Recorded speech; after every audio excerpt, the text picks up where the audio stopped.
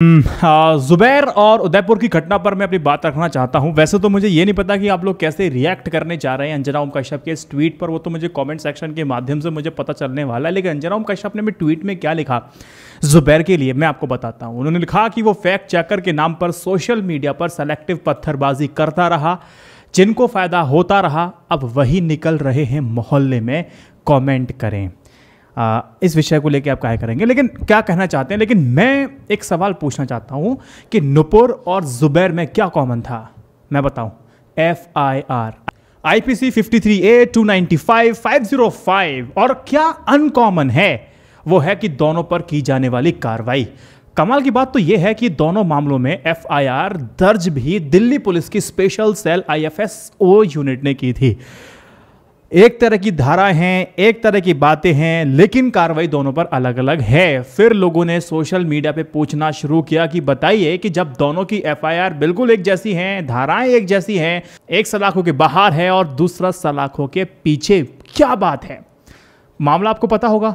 मामला यह है कि 2018 में मोहम्मद जुबैर ने एक फोटो को ट्वीट किया था जिसमें हनीमून होटल का नाम बदल करके एक हिंदू देवता का नाम रख दिया गया था। एक ट्विटर यूजर ने उस ट्वीट को शेयर करते हुए लिखा कि इससे उनके हिंदू देवता का अपमान हुआ है।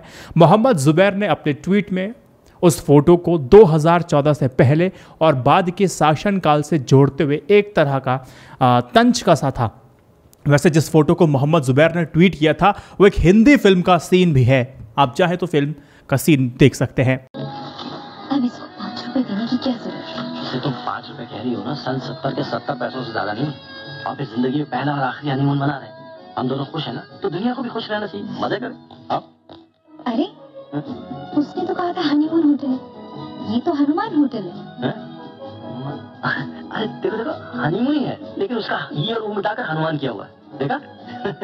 वही है ये। नुपुर शर्मा का केस तो आप सभी को पता होगा। देखो बीजेपी की पूर्व राष्ट्रीय प्रवक्ता, पूर्व कहना पड़ेगा क्योंकि सस्पेंडेड है, नुपुर शर्मा ने 26 मई को एक टीवी की प्रोग्राम टाइम्स नाउ पर पैगंबर मोहम्मद के खिलाफ आपत्तिजनक टिप्पणी की थी। वो भी आपको पता है। सोशल मीडिया पर नुपुर शर्मा का काफ़ी हद तक विरोध हुआ और धमकियां दी जाने लगी, जान को खतरा भी था। हमने भी कहा था बात तो सही है। कानपुर में 2 पक्षों के बीच सांप्रदायिक हिंसा भी हुई, बात बिल्कुल सही है, जिसमें कई लोगों को गिरफ्तार भी किया गया। 1 दर्जन से अधिक मुस्लिम देशों ने जो टिप्पणी की गई थी उस पर विरोध दर्ज कराया। कतर और ईरान ने भारतीय राजदूत को तलब किया। कतर ने इस मुद्दे पर भारत से माफी मांगने को कहा। एक अच्छा खासा दबाव भारत पर बनाया गया।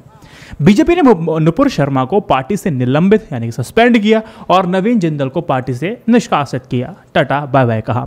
दिल्ली पुलिस ने नुपुर शर्मा को मिलती धमकियों के तहत उन्हें सुरक्षा व्यवस्था भी दी और दिल्ली पुलिस ने नुपुर शर्मा के खिलाफ IPC की धारा 153, 295, 505 के तहत मामला को दर्ज किया गया था।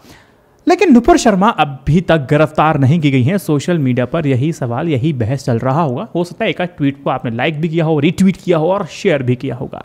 लेकिन पुलिस का इस दोनों मामलों पर कहना क्या है। जब पुलिस से पूछा गया, दिल्ली पुलिस से, कि बताइए धारा एक जैसी लेकिन कार्रवाई अलग अलग क्यों, तो इसका उत्तर हमें ANI को पुलिस के द्वारा दिए गए इंटरव्यू में हमें पता चलता है। बताते हैं कि देखो साल 2020 में भी मोहम्मद जुबैर के खिलाफ एक केस को दर्ज हुआ था और आज 2022 है, उस पर अभी तक एक्शन नहीं हुआ। तो ये कहना गलत होगा किसी एक व्यक्ति पर केस हुआ और उसमें एक्शन नहीं हुआ। और ये सवाल तब नहीं आया जब 2020 वाले मामले में जो हमने पाया उसी के मुताबिक कोर्ट में स्टेटस रिपोर्ट किया। ये पिक एंड चूज नहीं है, चेरी पिकिंग नहीं है। जो इन्वेस्टिगेशन के सामने आ रहा है उस पर एक्शन हो रहा है। ये 2020 वाले के केस को लेकर के पुलिस ने स्पेसिफिकेशन दिया था। लेकिन जुबैर को अब गिरफ्तार क्यों कर लिया गया? देखो अब इसकी एक सबसे बड़ी वजह बनी है मोबाइल डिवाइस। इस मामले में डिवाइस और इरादा अहम था। मोहम्मद जुबैर ने दोनों मुद्दों पर बचते नजर आए, लेकिन फ़ोन को फॉर्मेट कर दिया गया था। यही एक वजह बनती है जुबैर की कानूनी गिरफ्तारी का एक आधार बन जाता है। अब देखो जो कानूनी जानकार हैं वो क्या कहते हैं। वो कहते हैं देखो FIR में केवल 153A और 295 की धारा ही तो लगी है, तो पुलिस पहले नोटिस भेजती तो बेहतर होता, क्योंकि पुलिस ने नोटिस तो भेजा नहीं था। पुलिस को गिरफ्तारी से भी बचना चाहिए था। 7 साल से कम सजा वाले मामले में सुप्रीम कोर्ट का एक ऐसा पहले भी फैसला आ चुका है। जब तक इस बात की आशंका नहीं हो कि सबूतों के साथ छेड़छाड़ हो सकती है या फिर जो व्यक्ति है वो फरार हो सकता है, तब तक गिरफ्तारी से व्यक्ति को बचना चाहिए था। कानूनी जानकार ये कहते हैं। 2018 की ट्वीट पर कार्रवाई 2022 में इसीलिए हो रही है क्योंकि क्रिमिनल लॉ हमें यह समझाने की कोशिश करता है, बताता है कि क्राइम जब भी नोटिस में आए तभी मामले की कार्रवाई की जा सकती है। जुबैर के मामले में ऐसा है, तो कानूनी पक्ष मैंने आपको बता दिया। लेकिन मैं आपको एक बात बताना चाहता हूं, विवेक अग्निहोत्री जी का ये ट्वीट भी आपको देखना चाहिए। अगर मैं आपसे ये कहूं और सोशल मीडिया पे जो लगातार लोग कह रहे हैं, अगर उनकी बातों, अगर उनके शब्दों को अपनी जुबान दूं तो मतलब ये है, you can make any joke on Hinduism if you are pro BJP, nothing would ever happen to you. अगर आप बीजेपी से ताल्लुकात रखते हैं और आप मजाक बना देते हैं तो आपके साथ कुछ नहीं होने वाला है। तो इस बात से सहमत हैं आप विवेक अग्निहोत्री जी का ट्वीट देखते हुए? कमेंट सेक्शन में जरूर बताइएगा। अब मैं बात करना चाहता हूं उदयपुर की घटना को लेकर के। देखो, उदयपुर में जो कुछ भी हुआ ना दोस्त, वो जघन्य आतंकी घटना है। पुलिस के मुताबिक दोनों आरोपी गिरफ्तार कर लिए गए हैं। फास्ट ट्रैक कोर्ट में इनका केस चलना चाहिए और जो चलेगा। 3 महीने के अंदर रियाज अहमद और गौस मोहम्मद दोनों आतंकियों को फांसी से कम कुछ नहीं होना चाहिए, यह बात बिल्कुल स्पष्ट होनी चाहिए। लेकिन खबर अब मिल रही है कि उदयपुर मामले की जांच सेंट्रल एजेंसी NIA को सौंप दी गई है। सीएम गहलोत ने भी जानकारी दी है कि राजस्थान ATS पूरी मदद करेगा।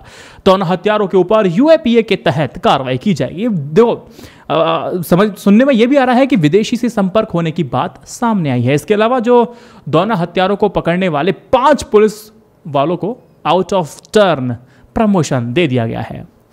देखिए, विदेशों से संपर्क करने जो वाली बात है ना, वो मामला क्या है ये भी मैं आपको तो तस्दीक से बता देता हूं। देखो, राजस्थान के उदयपुर में टेलर कन्हैया लाल की हत्या करने वाले रियाज मोहम्मद अत्तारी और उसके साथ ही गौस अहमद ने हत्या के बाद अपराधियों ने अपना एक वीडियो था बाकायदा सोशल मीडिया पर जारी किया। जैसे ही जारी किया जाता है तो उसके बाद वो वीडियो वायरल हो जाता है। वीडियो में था कि यह इस्लाम और पैगंबर के अपमान का बदला है। दोनों की गिरफ्तारी के बाद इस पूरे मामले की जांच अब NIA कर रही है। अब दावा यह किया जा रहा है कि अपराधियों के तार जो है ना, वो विदेशों से, यानी कि पाकिस्तानी संगठन दावत-ए-इस्लामी से जुड़े हुए हैं। दावत-ए-इस्लामी संगठन का गठन पाकिस्तान की कराची में 1981 में हुआ था, जो एक बार फिर से चर्चा में है। क्या है पाकिस्तानी संगठन दावत-ए-इस्लामी? दावत-ए-इस्लामी एक कट्टरपंथी सुन्नी संगठन है। इसका गठन पाकिस्तान के कराची में मौलाना इलियास अत्तारी ने 1981 में किया था। अगर अभी देखें तो वर्तमान में इस संगठन का जो नेटवर्क है तकरीबन 194 देशों में फैला हुआ है। पैगंबर मोहम्मद साहब के संदेशों का ये प्रचार और प्रसार करना इस संगठन का मुख्य काम बताया जाता है। उदयपुर में हुई घटना के बाद हत्यारों ने इस्लाम और पैगंबर के अपमान का जिक्र वीडियो में भी किया था, अगर आपने देखा हो तो। इस संगठन का गठन भले ही मोहम्मद इलियास अत्तारी ने किया था, लेकिन संगठन से जुड़ने वाले लोग अपने नाम में अत्तारी शब्द जोड़ते हैं। कन्हैया के दोनों हत्यारों में से एक के नाम में यह शब्द भी जुड़ा है, जिसका नाम रियाज मोहम्मद अत्तारी है।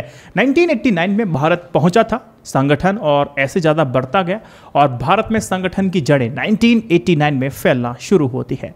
यह वह साल था जब पहली बार पाकिस्तान से उलेमा का प्रतिनिधिमंडल भारत पहुंचा था। उस दौर में हाफिज अनीस अत्तारी ने साथियों के साथ मिलकर के यह बिल्कुल तय कर लिया था कि जब तबलीगी जमात के लोग काफिला को लेकर के चल सकते हैं तो हम क्यों नहीं चल सकते। तबलीगी जमात आपको याद होगा कोरोना के वक्त बड़े फेमस हुए थे, अपराधी घोषित हुए थे, लेकिन कोर्ट ने कसूरवार नहीं ठहराया था। वर्तमान में दावत-ए-इस्लामी का हेडक्वार्टर दिल्ली और मुंबई में है। संगठन भारत में अपना विस्तार करने के लिए इज्तिमा के नाम से जाना जाता है। इस जलसे में बड़ी संख्या में समुदाय के लोग पहुंचते हैं और काफी ज्यादा मात्रा में जुड़ते भी हैं। पाकिस्तानी चैनल के जरिए विचारधारा का प्रसार करता है। यह संगठन अपनी विचारधारा का प्रचार प्रसार करने के लिए चैनल का इस्तेमाल करता है और चैनल का नाम है मदनी। इस चैनल का संचालन पाकिस्तान से किया जाता है और इस चैनल के जरिए उर्दू, अंग्रेजी और बांग्ला जैसी भाषाओं में भी कार्यक्रम को टेलीकास्ट या प्रसारित किया जाता है। इस संगठन के सदस्य हरी पगड़ी बांधते हैं, जिसे हरा अमामा भी कहा जाता है।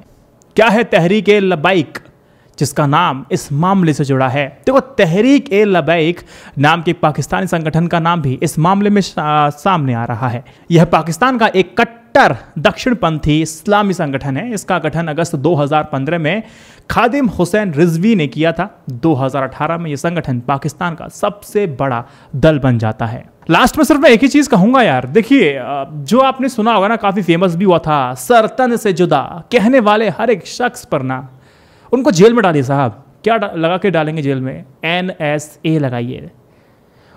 ताकि मन में एक डर बने, ताकि जो इसे सही मानते हैं वो मन मन में डर जाएं, डर लगने लगे। और जो कहते हैं जब मुल्ले डैश डैश जाएंगे, राम नाम चिल्लाएंगे, उन पर भी सेम कार्रवाई, उन पर भी सेम सलूक होना चाहिए। ये भारत है साहब, यह कानून से चलेगा, सख्त संदेश देने की आवश्यकता है। हमें तो यही लगता है। और आपको कमेंट सेक्शन में बताइएगा और वीडियो को पक्का शेयर कीजिएगा। जय Hind, Vande Mataram. Stay updated, stay educated, सत्यमेव जयते। नमस्कार।